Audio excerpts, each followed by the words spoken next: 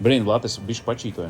Atkal, jā? Jā, par sīrmu arī, jā. Bišķi. Un kas vēl? Jā, brīvdienās es vakar, tu iemācīji taisīt kokčiku, mēs vakar uztaisījām šādu kokčiku arī pie pusdienām plātas izdēru. Ko es tur tādu? Būtu tā kā uzkodiņas labāk uztaisīt, bet nu okei. Un es vēl sestdien paēdu čipsus ar dipiem mērcītiem. Pagad, tu piegādā gaļu pa 10 eiro, jebkur Latvijas...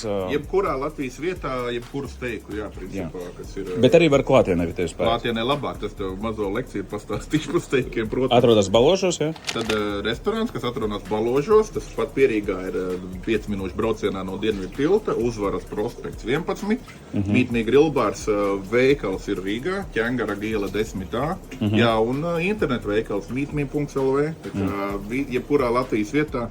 Nākamā dienā pa 10 eiro tiek. Labi, pa cik var pie tevis restorānā pārēst? Nu tā vidējais čeks ir cik? Oi, grūti pateikt, tas ir sākot ir burgers, kas maksā laikam 11 eiro, līdz Japānas vagju, kas maksā 400 eiro pa kilogramu. Tā kā tur ir tas plašs diapazons. Tā kā sākot no 10 eiro burgerīt var.